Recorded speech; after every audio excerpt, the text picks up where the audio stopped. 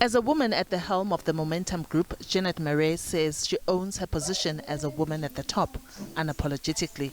She says getting through the pressure of working in a male-dominated industry has a lot to do with attitude. Murray acknowledges that there are still not enough women in senior positions in South Africa. Various data shows that women make up just over half of South Africa's population, but remain less represented in senior leadership and are more likely to be unemployed than men. According to Stats SA, almost half of South African women of working age are economically inactive, and the official unemployment rate for women is above 33%.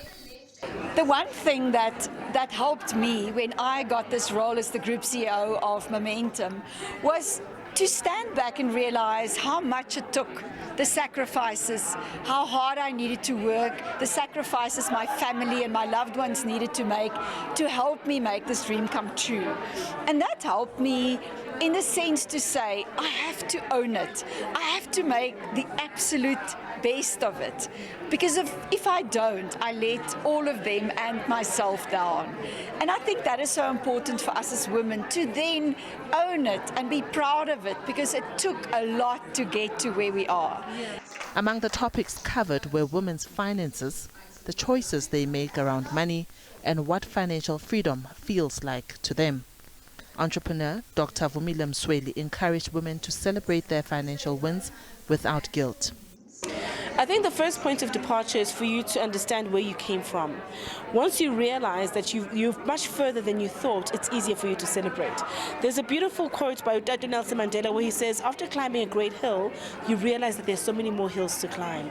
So to give yourself the permission, that's the first step, giving yourself the permission to say, I'm not where I used to be, and I get to celebrate that, while still looking forward and knowing it's not where I want to be, but I'm not where I used to be. So I think that's the first way we dispel the idea of guilt. The second is having a circle that celebrates you. So sometimes it's so much easier to be, as a woman, to be so proud and happy for a friend, but not do the same thing for yourself. So being surrounded by people who cheer you on, who elevate you and exalt you, makes it easier for you to say, not so bad, I didn't do so badly, and I think I'm en route to where it is that I want to be. We asked both women, if success had a number, what would that number be? This is what they had to say. In order to reach that number, you need a plan. You need to measure it. You might need to actually change some of your financial habits. But most success and most dreams that we have actually has a financial aspect to it. And the freedom that we get when we are financially independent help us to make choices. It helps us to uplift our family and communities around us. The number for me is 45. And I say 45 because 45 is the age I've given myself to reach the place of pure freedom.